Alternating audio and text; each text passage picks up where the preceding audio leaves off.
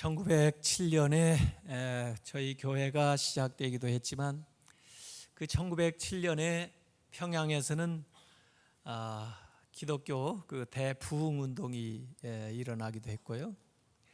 그리고 1907년에 보니까 대구에서 서상돈이라고 하는 분을 비롯한 16분이 국채 보상 운동을 시작을 했더라고요.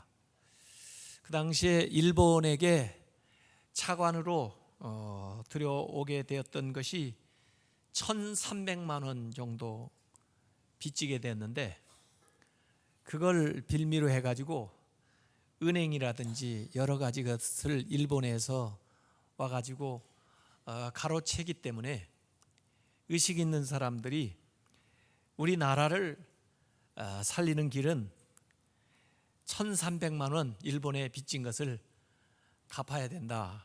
그래가지고 2천만 국민들이 일어나서 담배 끊고 여러 가지 전략해서 그걸 갚자고 시작을 한 운동이 있습니다.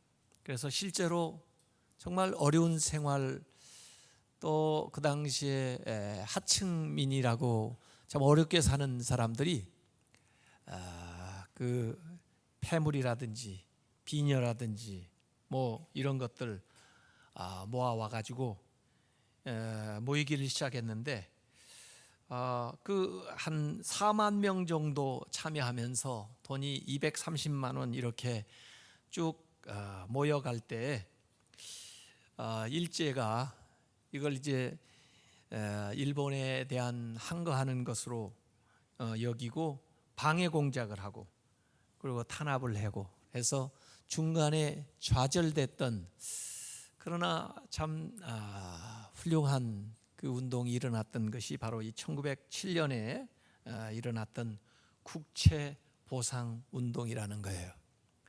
이 빚지고는 못 사는 거죠. 빚 때문에 어려움을 당하기 때문에 빚에서 벗어나야 되겠다 하는 생각을 했던 겁니다. 오늘 이 12절에 바울은 이렇게 선언하고 있습니다. 그러므로 형제들아, 우리가 빚진 자로 돼 육신에게 져서 육신대로 살 것이 아니니라 그랬습니다. 빚을 졌다는 겁니다. 원래 우리가 누구한테 빚을 졌느냐? 죄의 빚을 졌습니다. 죄를 짓는 사람마다 죄한테 빚을 지는 거다 그랬습니다. 그런데 그 죄의 값은 사망이라고 그랬습니다. 그러니까 그 죄를 진 것을 갚는 길은 죽는 길밖에 없다는 거예요. 너무 어마어마하죠. 우리로서는 정말 갚을 수 없는 빚입니다. 하나밖에 없는 목숨인데 그 죄의 빚을 갚겠다고 죽으면 무슨 소용이 있어요, 나한테. 그래서 예수 그리스도께서 이 세상에 오셔서 우리의 죄의 빚을 갚아주셨는데, 예수 그리스도께서 십자가에 내 대신 돌아가심으로써 우리의 죄의 빚을 갚아준 걸 믿으시길 바랍니다. 죄의 빚을 갚아주실 뿐만 아니라 예수 그리스도의 의를 우리에게 가져다 주셨어요. 그래서 예수 그리스도께서 십자가에서 하신 일은 죄의 빚을 갚아주시고 우리에게 의를 가져다 주시면서 의롭다 칭의하시고, 그리고 우리에게서 그 사망을 예수님이 가져가시고 우리에게 영원한 생명을 주신 걸 믿으시길 바랍니다. 그래서 우리는 죄에 대해서 빚이 없어요. 그렇기 때문에 다시는 육신대로 살 필요가 없어요. 오직 우리가 빚이 있다면은 예수 그리스도에게 빚을 졌는데, 예수 그리스도에게 진 빚은 사랑의 빚입니다.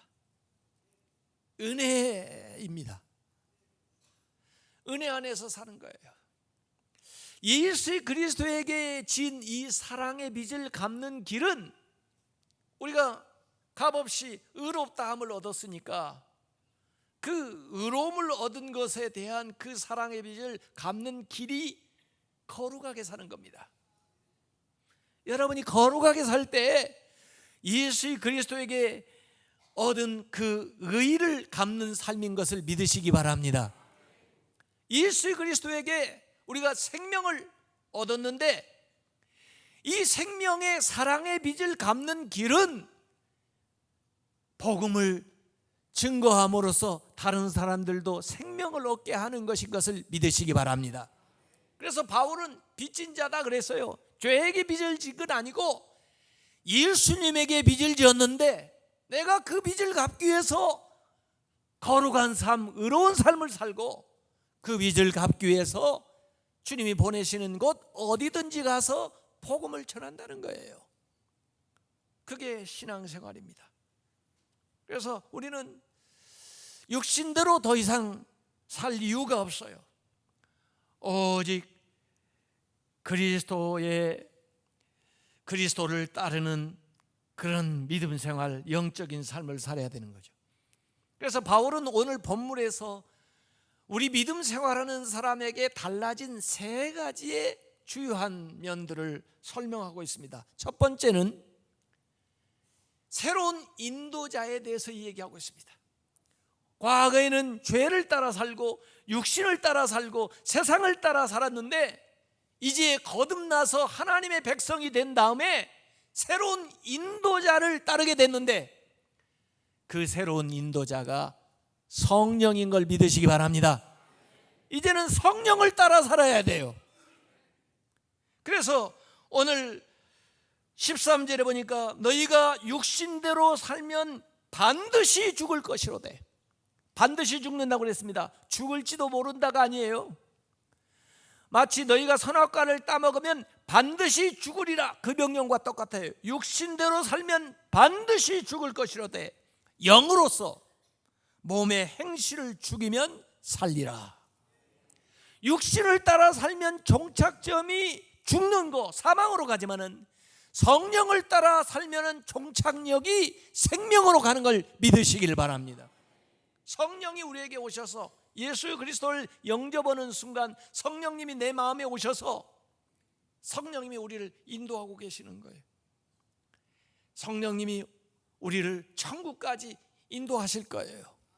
성령의 인도하심을 따르시기를 바랍니다. 몸의 행실을 죽인다고 하는 것은 애써서 죽이는 게 아니에요. 성령을 따라 살다 보면 자연히 몸의 행실은 죽게 돼 있어요. 성령이 좋아하는 걸 하시고 성령이 싫어하는 건 하지 않으시고, 성령님께서 하라 하는 건 하고 성령께서 하지 마라 하는 것을 안 하게 되면은 이 율법의 모든 요구를 다 이루게 되는 걸 믿으시기를 바랍니다. 더구나 14절에 보니까 무릇 하나님의 영으로 인도함을 받는 사람이 곧 하나님의 아들이라고 그랬어요. 여러분이 하나님의 자녀입니까? 여러분이 하나님의 자녀라면 무엇의 인도함을 받아야 돼요? 성령의 인도함을 받아야 돼요. 여러분이 하나님의 자녀인 것을 성령의 인도함을 받아 살아가는 모습을 통해서 증명하시기 바랍니다. 성령을 잘 따라야 돼요. 요새 보니까 남자들이 인생을 잘 살려면 새 여자 말을 잘 들어야 된다 그래요. 뭔가 알고 보니까 첫 번째는 엄마 말을 잘 들어야 됩니다. 어머니가 얘기해도 잘 되면 잘 된다. 두 번째 여자는 아내, 부인 말을 잘 들어야 된대요. 부인 말을 잘 듣다 보면 잘 된대요. 세 번째 여자가 내비게이션 아가씨, 그 아가씨 말을 또 잘 들어야 헷갈리지 않고 헤매지 않고 제대로 간다는 거예요. 그래서 제가 이 성령의 인도하심을 내비게이션의 원리로 설명한 적이 있잖아요. 이 내비게이션은요 아주 최적의 길을 가르쳐 줍니다.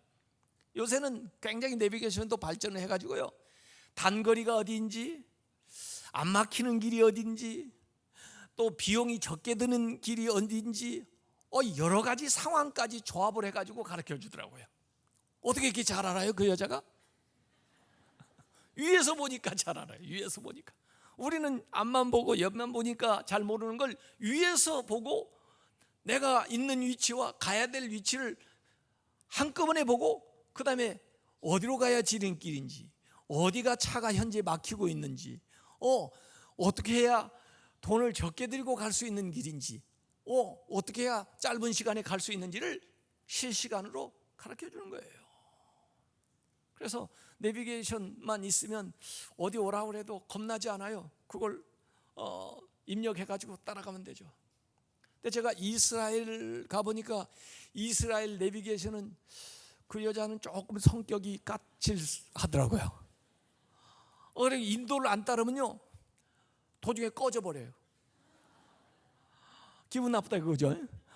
그래서 이게 어떻게 된 거야. 그래서 다시 켜가지고 또 가려고 하면 또 방향 잘못 들면요 그냥 꺼져버려요. 그럴 때는 오히려 데리고 나와야 될 거 아니에요. 그래서 이건 분명히 이 내비게이션이 잘못된 거야 해가지고 렌트카 회사에 가서 제가 그걸 갖다 주면서 요게 자꾸 꺼져서 이 새로운 걸로 좀 바꿔달라고 그랬더니 그분들이 그걸 전부 보더니 당신이 이걸 활용하는 데 있어서 가지 말아야 될 때를 가고 있으니까 꺼졌다는 거예요.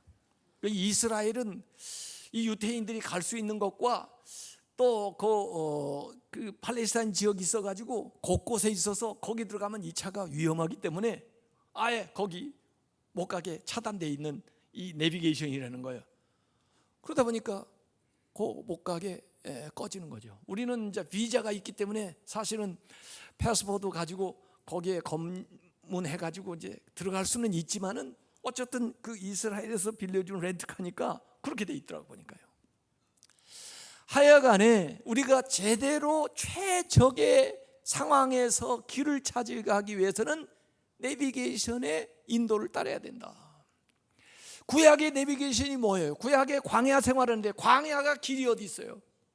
모두 다 길이고 모두 다 길이 아니죠. 그 광야에 하나님께서 구름 기둥과 불 기둥을 보내셔가지고 이스라엘 인도하셨어요. 그게 사실은 내비게이션의 원조예요. 그게요. 그리고 성경에 뭐라고 했냐면 말씀이 네 발의 길이요 빛이다 그랬어요. 하나님의 말씀을 통해서 우리가 가야 될 길, 진리의 길로 인도해 주세요. 더구나 예수님께서 내가 곧 길이요 진리요 생명이라 그러셨어요. 예수님을 따라갈 때 참된 길로 하나님 나라에 갈 수 있는 길로 진리의 길로 생명의 길로 갈 수 있는 거예요. 그 예수 그리스도께서 이 성령을 보내셔가지고 이 성령이 우리를 인도한다고 그랬기 때문에 오늘 이 시대에는 성령의 인도함을 따라 살아가야만 우리가 바른 길로 나아가게 되는 걸 믿으시기를 바랍니다. 새로운 인도자 성령님에 대해서 얘기했어요. 두 번째 바울은 새로운 신분에 대해서 얘기했습니다. 우리의 신분이 달라졌다는 거예요. 이전과 다른 신분을 가지고 살아가게 됐다는 거예요. 그것을 성령이 증거한다는 것입니다. 성령이 증언해요. 법정 용어인데 거기 법정에 나아가서 목숨을 걸고 얘기하는 것이 사실대로 말하는 것이 증언하는 거예요. 근데 성령이 우리가 새로운 신분을 얻게 되었다고 하는 것을 증언하신다는 겁니다. 성령은 우리 안에 계셔서 우리를 증거하는 주민증과 마찬가지예요. 이 성령님이 우리가 하나님 나라의 백성이라는 것을 증거해주고 우리가 하나님의 자녀라고 하는 우리의 신분을 증거해 주는 걸 믿으시길 바랍니다. 그래서 16절에 보니까 성령이 친히 우리의 영과 더불어 우리가 하나님의 자녀인 것을 증언하시나니 그랬습니다. 성령이 내 영과 더불어서 내가 알 수 있도록 또 나를 위해서 하나님의 자녀다, 하나님의 딸과 아들이라 라고 증언하는 거예요. 그렇기 때문에 우리는 하나님의 자녀답게 살아야 되는 줄 믿으시기 바랍니다. 새로운 신분에 걸맞는 말을 해야 되고 행동을 해야 되고 삶의 방식을 가지고 나가야 됩니다. 이 말씀을 할 때 바울은 그 당시에 로마에 있었던 양자 제도를 생각하는 거예요. 입양. 로마 사회의 그 입양 제도는 어느 사회보다도 당시에도 가장 법률적으로나 사회 제도로서 정말 탁월한 그런 그 관습을 가지고 있었는데 실제로 아마 바울 있었던 시기에 있었던 것도 있는데, 로마 황제 트라얀이라고 하는 사람이 양자를 삼았어요. 그런데 그 양자를 삼은 사람이 결국 로마 황제가 됐어요. 하드리안 황제라고 76년에서 138년까지 살았던 사람이에요. 아마 그 바울이 이 말씀을 쓸 때 어느 정도 그걸 알고 있었을지도 모르고, 또 그렇지 않으면 그런 어떤 로마 사회의 습성이 있어요. 그래서 유력한 사람이 심지어 자기 자녀가 있다 할지라도 아주 가능성이 있는 사람, 그 사람이 뭐 종이었든지 외국 사람이었든지 상관없이 입양을 하는 거예요. 그래서 자기 양자로 드리는 거예요. 그러고 나서 자기에게 있는 것들을 그에게 물려주고, 또 좋은 교육을 시키고, 그래서 후계자가 되도록 또 좋은 일을 할 수 있도록 만드는 게 그게 입양 제도예요. 입양에 있어서 선택되는 나는 선택권이 없어요. 그러나 나를 선택하는 분이 나를 일방적으로 유력한 자신의 후계자로, 상속자로 삼을 수가 있는 거예요.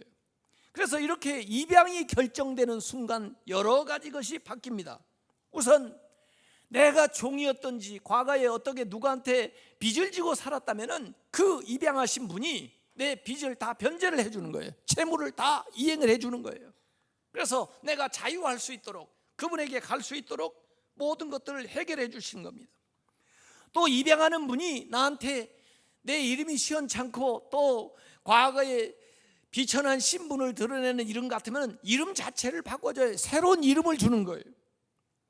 또 그분의 성을 따라서 이름을 새롭게 얻게 되는 거예요. 그리고 그분의 그 상속자가 될 수 있도록 호적에 올라가게 되는 거죠. 그래서 그 모든 다른 자녀들과 더불어 똑같이 재산을 상속받을 수 있는 권한을 얻게 되는 겁니다. 또 이렇게 양자가 되면은 그 양부모가 했던 것에 대한 책임도 지게 되고, 또 의무도 지게 되는 거죠.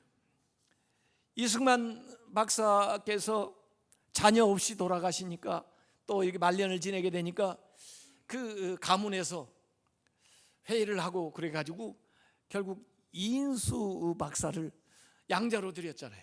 그래서 나중에 그 이승만 박사 돌아가실 때 그분 가서 그거 하고, 그 이후에도 지금 여기 이화장에 사시면서 이승만 전 대통령 기념 사업에 주요한 역할들을 하는데, 그분 제가 만나보니까 참 훌륭한 장로님이시더라고요. 그 이인수 장로님이 실제적으로 이승만 박사가 낳은 아들은 아니지만 양자가 되어서 그 역할을 해요. 그래가지고 이승만 박사에 대해서 좀 잘못 알고 있는 것은 열심히 변호해서 거기에 대한 인식을 바꾸려고 노력을 하고, 또 잘하신 일들은 자꾸 이야기를 해서 알리도록 그런 노력을 하는 걸 보았어요. 하여간 그 양 아버지에 대한 책임을 지는 게 그 양자예요. 또 양 부모를 공경하고 순종해야 될 의무도 지니는 거죠. 어쨌든 이렇게 과거와 다른 새로운 신분이 주어지게 된다는 거예요. 이런 관계가 주어졌기 때문에 그 관계에 합당한 자녀로서의 역할을 하게 되는 거예요. 우리가 행위가 뛰어나고 우리가 어떤 행실이 위대해서 양자가 되어진 게 아니에요. 그걸 우리가 취득해낸 게 아닙니다. 우리는 그 양자를 삼는 분에 의해서 선택이 되고 양자가 된 다음에 내가 자녀가 되었기 때문에 자녀된 삶을 살게 되는 것입니다. 그래서 오늘 15절에 보면 너희는 다시 무서워하는 종의 영을 받지 아니하고 양자의 영을 받았으므로, 이제는 종이 아니라는 거예요. 이제는 양자의 영을 받았으므로 우리가 아빠, 아버지라고 하나님을 향해서 부르짖는다라고 얘기하는 거예요. 우리는 종이 아니고 하나님의 자녀가 된 걸 믿으시길 바랍니다. 더 이상 노예로 살 필요가 없어요. 자유인으로 살아야 돼요. 파리로 해방을 맞이했는데도 1945년에 어느 시골 어느 대에서는 잘 몰라가지고 해방된지도 모르고 그렇게 산다면 그건 어리석은 거죠. 이미 일제에서 벗어났는데 과거에 살던 방식대로 살면은 노예 근성이 있는 거예요. 거기에서 벗어나서 자유인으로서 살아가야 되는 거죠. 종은 강제 때문에 어쩔 수 없이 복종하지만은 아들은 아버지에 대한 사랑과 기쁨 때문에 순종하는 거예요.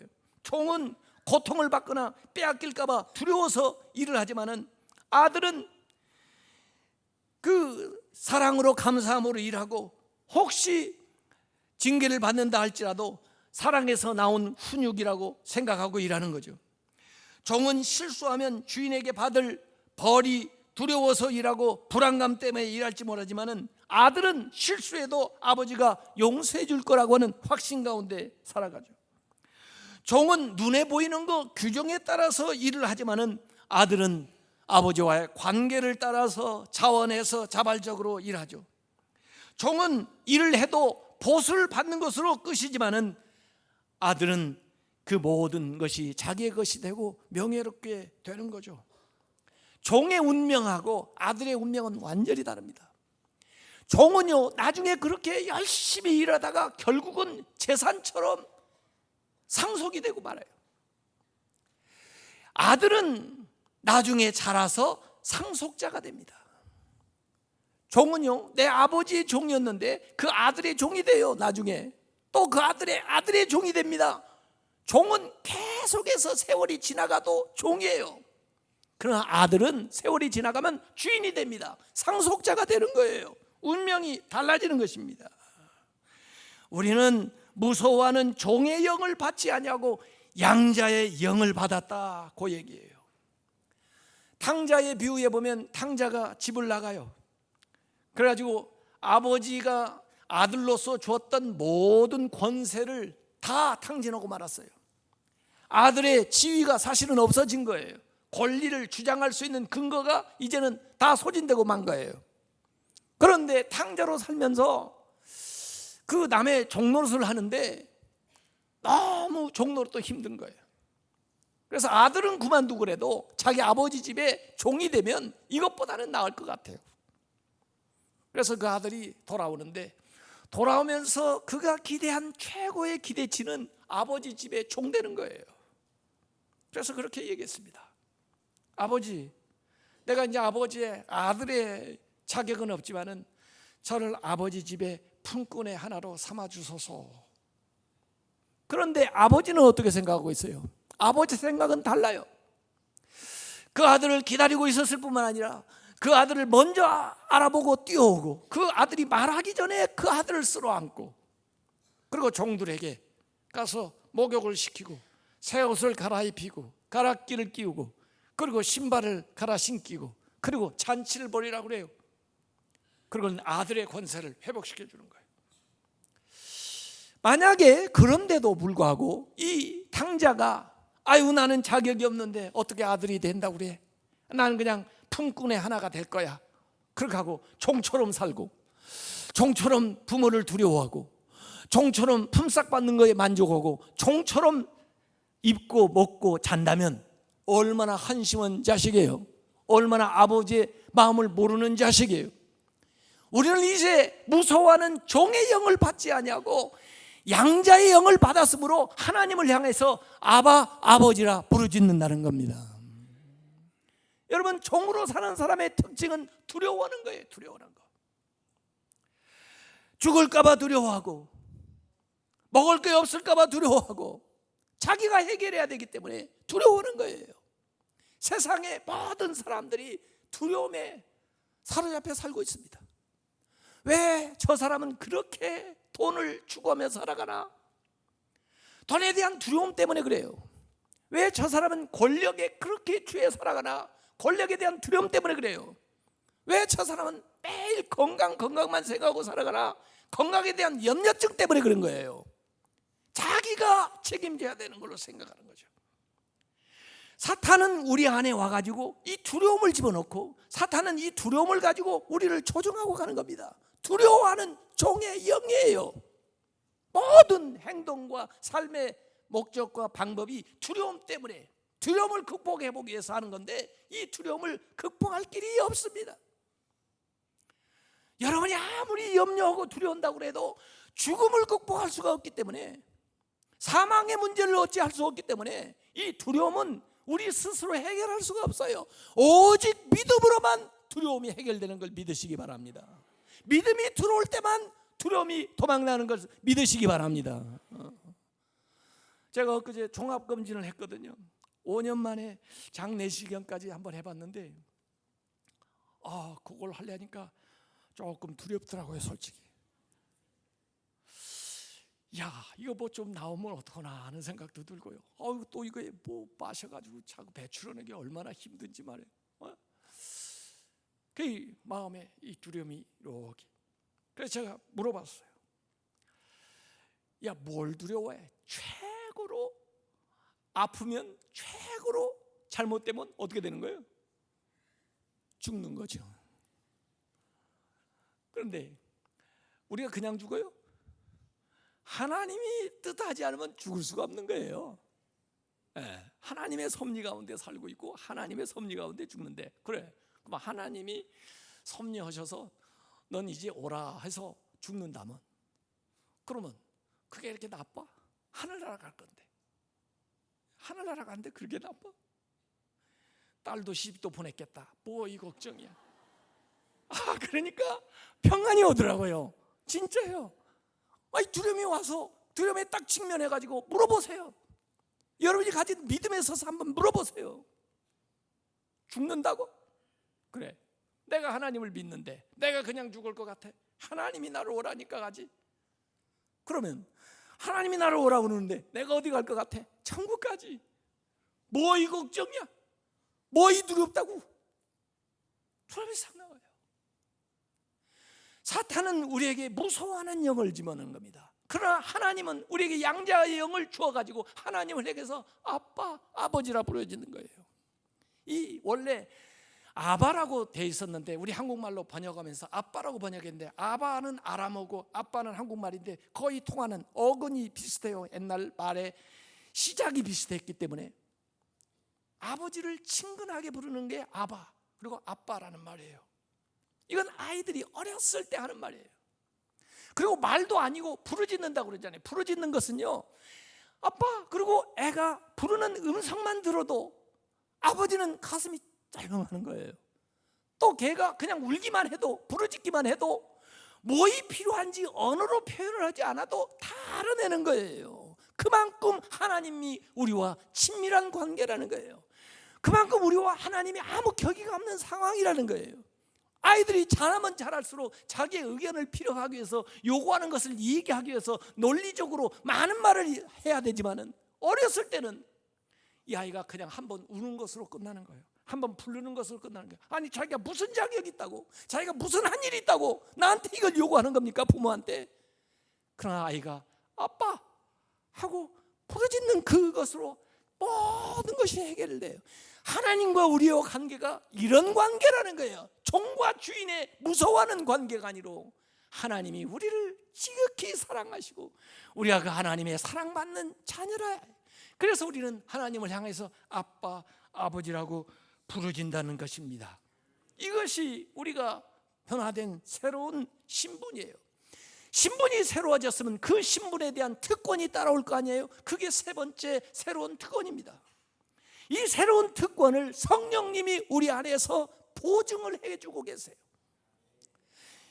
고린도후서 1장 22절에 보면 아주 중요한 말이 나와 있습니다. 그게 뭐냐면, 그가 또한 우리에게, 성령 하나님께서 우리에게 우리를 인치시고 보증으로 우리 마음에 성령을 주셨느니라 이렇게 나와요. 인친다는 말을 내 영어는 실링 하는 겁니다. 실링이라는 것은 도장 찍는다 그 말입니다. 인치시고 그 다음에 보증을 주는 거예요. 보증이라는 것은 영어로 디파짓이에요. 디파짓, 계약금이에요. 보증으로 우리 마음에 성령을 주셨다. 성령이 오셔서 우리 마음에 하시는 두 가지 역할이 나오는 거예요. 하나는 실링하는 거고, 인치는 거고, 또 하는 것은 디파짓, 보증하는 거예요. 이건 법률적인 용어예요. 사업을 할 때 쓰는 용어예요. 여러분이 가서 아파트를 하나 사려고 계약을 한다고 보십니다. 가서 계약서를 작성을 하고, 계약서를 작성한 다음에는 그 다음에 거기에다가 도장을 찍습니다. 내가 이 계약대로 상호간에 하겠다고 약조를 하는 도장, 확실하게 인감 도장을 찌면 이게 셀링하는 거예요. 인치는 거죠. 그리고는 도장만 찍습니까? 거기 계약대로 이행해야 되는데 우선 계약금을 건넵니다. 계약금을 10% 내고 중도금은 암흑의 날까지 몇 번에 나눠서 내고 그 다음에 마지막 얼마 내겠습니다. 이걸 약조하는 보증금, 디파짓을 내는 거예요.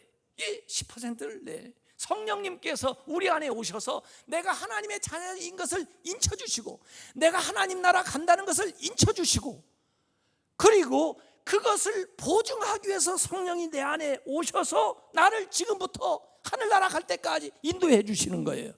중도금은 가면서 계속 치러주시는 것이고 그렇기 때문에 우리가 하나님의 자녀로서 살아가는 그 보증된 삶을 살아가면서 누리는 특권들이 하나님의 자녀된 중도금들이고 그리고 결국은 마지막에는 하늘나라 백성으로 천국에 들어가는 걸 믿으시기 바랍니다. 오늘 15절에서 17절까지 보면은 7가지의 특권들이 나와요. 중간에 성령님께서 중도금으로 주는 7가지가 우선 여기에 나와요. 첫 번째는 15절에 안전을 보장해 주신다. 그래 두려워하지 말라는 거죠. 그 다음에 또 15절에 권세를 줘요. 권세, 하나님의 아들로서의 권세를 줘요. 종의 권세가 아니고 아들의 권세를 줘요. 사탄을 향해서도 예수의 이름으로 물러가는 거죠. 아들의 권세를 주시고 세 번째는 친밀함을 주는데 하나님을 아빠라 부를 수 있는 그런 친밀함을 주는 거예요 우리에게요. 그래서 우리가 그렇게 기도하는 거예요. 네 번째는 16절에 확신을 주는데 성령을 통해서 우리가 하나님의 자녀라고 하는 것을 확신시켜주고 17절에 상속권을 주는 거예요. 상속권, 예수 그리스도와 함께한 상속자가 되어주는 거예요. 그래서 로마서 오늘 8장 32절에는 그런 말씀도 나옵니다. 자기 아들을 아끼지 아니하시고 우리 모든 사람을 위하여 내어주시니가 어찌 그 아들과 함께 모든 것을 상속해 주는 거 우리에게 주시지 않겠느냐 이렇게 얘기했어요. 여섯 번째에 나오는 특권은 사실은 고난이라고 그랬지만은 고난으로 끝나는 게 아니고 고난 다음에 소망이 나오기 때문에 이것은 훈련이에요. 훈련. 아무나 훈련 받는 게 아닙니다. 뭔가 줄 게 있으니까 훈련을 받는 거예요. 제가 군목 들어가기 전에 저기 광주 보병학교 정웅 장로님이 거기 학교장도 하셨는데 거기 가서 제가 전반기 교육받고 그 다음에 성남에 와서 후반기 교육을 받았는데 장교되기 위해서 16주를 훈련을 받았어요. 보통 사병으로 가면 그렇게 훈련을 받지 않는데 16주 동안 훈련 받는데 유격도 일주일씩 훈련을 받는데요. 그런다고 해서 거기 그만두겠다는 사람 아무도 없습니다. 왜냐하면 16주만 받고 나면 중위를 다 주니까. 중위가 어디예요? 그러니까 그 훈련을 참고 견디는 겁니다. 이 고난도 이 훈련도 특권이에요. 예수 믿는 사람들에게.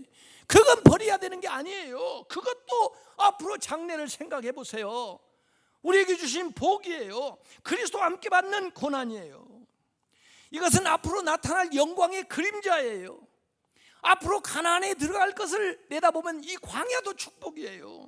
그래서 베드로전서 1장 6절에 보니 이제 잠시 여러 가지 환난을 받아 근심하지 않을 수 없으나 도리어 기뻐한다고 그랬고 4장 13절에 오히려 너희가 그리스도의 고난에 참여하는 것으로 즐거워하라. 이는 그의 영광을 나타내실 때 너희로 즐거워하고 기뻐하게 하라 함이라 그랬고 베드로전서 4장 16절에 만일 그리스도인으로 고난을 받으면 부끄러우지 말고 도리어 그 이름으로 하나님께 영광을 돌리라 그래요. 고난 받는 게 부끄러운 게 아니에요. 고난이 문제가 아니에요. 지금은 문제가 뭐냐면요, 고난이 없다는 게 문제예요. 더구나 예수의 이름 때문에 받는 고난이 없다는 게 문제예요. 누가 예수 믿는다고 우리 지금 핍박하나요? 그게 문제예요. 사실은요, 예수의 이름 때문에 여러분이 고난을 받고 있다면 기뻐하고 감사하십시오. 이것은 앞으로 하나님이 주실 것에 비하면 아무것도 아니에요. 그래서 7번째 영광이 나오는 거예요. 영광, 미래의 약속입니다. 예수 그리스도의 십자가와 부활이 있듯이 성도들의 고난과 영광이 있어요. 고난은 예수 그리스도의 십자가에 참여하는 거고 영광은 예수 그리스도의 부활에 참여하는 거예요. 그래서 예수 그리스도 고난 내 고난, 예수 그리스도 영광 내 영광, 이게 믿음 생활인 걸 믿으시기 바랍니다. 상속을 받는다는데요, 재산만 상속되는 게 아니고 우리 한국의 법에 보니까요, 부채도 상속되더라고요. 그래서 상속 받을 때 잘 조심해서 한번 보세요. 부채가 물려받을 재산보다 더 크면 어떻게 해야 돼요? 상속을 거부하면 돼요. 그런데 부모님이 빚은 10억을 지셨는데 재산은 1,000억을 남겼어요. 상속을 받을래요, 안 받을래요? 그냥 받으세요. 1,000억을 받으셔가지고 10억을 내세요. 에? 그러면 990억이 당신 겁니다. 여러분, 하나님이 주실 영광하고 주님의 이름 때문에 당하는 고난을 생각하면은 이 고난은 아무것도 아닙니다. 그래서 오늘 18절에, 로마서 8장 18절에 이렇게 얘기했습니다. 생각하건대, 계산해보라는 거예요. 계산을 해보라 이거예요. 생각하건대 현재의 고난은, 지금 지불해야 되는 것은 장차 우리에게 나타날 영광과 비교할 수 없도다. Nothing compare. 비교할 수 없다니. 상대가 안 된다니. 세 발의 피라 이거죠. 오늘 이 말씀 가운데 성령이 우리 가운데 오시는데 새로운 인도자가 되시고, 또 우리에게 새로운 신분, 하나님의 자녀 된 것을 증거해 주시고, 그리고 우리와 하여금 하나님의 자녀로서 누릴 새로운 특권들을 이렇게 미리 성령께서 그때그때 우리에게 가져다 주시는 거예요. 그래서 결국 천국까지 데려가시는 거예요. 성령님과 함께 하시기 바랍니다. 성령의 인도하심을 받으시기 바랍니다. 성령 안에서 믿음 생활하시기를 주님의 이름으로 축원합니다.